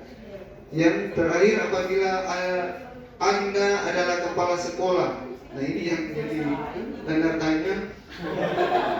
Kan posisinya orang ini mungkin kalau sudah kepala sekolah baru menjawab. Mungkin orang senior boleh menjelaskan karena sudah pernah menjabat. Jadi mungkin itu yang boleh ditambahkan oleh Bapak Ceng. Baik, untuk pertanyaan terakhir, apabila Anda adalah kepala sekolah dan seterusnya, tentunya yang akan ditindaklanjuti oleh oleh kepala sekolah yang bersangkutan ada 2 pilihan, mau repot atau akan bekerja sebagaimana mestinya. Maksudnya mau memanfaatkan tugas kepala sekolah sebagai manajerial atau lainnya, dan tentu yang akan digunakan adalah manajerial, dan semua kasus itu akan diarahkan secara berjenjang. Kalau wali kelas, kalau guru mata pelajarannya tidak dapat menyelesaikannya, tentu ditindaklanjuti oleh wali kelas, selanjutnya oleh guru BP, BK, dan bagian kesiswaan. Demikian. Baik, terima kasih Bapak Ibu. Semua kasus tadi mungkin kita bisa berkembang lebih lanjut ketika kita ada rapat, ketika kita dalam komunitas belajar, kita bisa bahas itu bersama-sama. Nah, sekarang bagian terakhir dari materi ini kita akan berefleksi tentang apa yang sudah kita pelajari. Dari sini saya mungkin akan meminta Ibu Tirsa untuk memberikan refleksi berdasarkan pertanyaan-pertanyaan ini. Baik. Baik, terima kasih. Untuk yang pertama, hal baru apa yang saya pelajari hari ini banyak. Dari hal-hal budaya positif yang tadi tidak tahu, sekarang jadi tahu. Yang tadi posisi-posisi yang sudah tadi dijelaskan. Kemudian bagaimana perasaan saya setelah mempelajari budaya positif, cukup senang. Kemudian apa tantangan saya ketika menerapkan budaya positif? Banyak. Dan apa solusi dari tantangan tersebut? Wow. Tantangannya nanti diterapkan di kelas. Iya. Sekian. Solusinya nanti diterapkan di kelas. Kalau tadi terus belajar nanti diterapkan. Oke, Bapak Ibu, jadi materi kita sudah selesai. Saya berharap kita nanti bisa melakukan ini ya, ada aksi nyata, membuat keyakinan kelas. Nanti kan saya tanya jelas. Kemudian mencoba melakukan praktik restitusi. Artinya meskipun tidak lengkap langkah-langkahnya, minimal kita sudah mulai belajar, gitu ya. Demikian materi hari ini. Bapak Ibu, tujuan kita pokoknya ingat, tujuan kita itu murid dan murid, gitu ya. Oke, demikian materi hari ini. Semoga materinya bermanfaat. Terima kasih. Salam dan bahagia.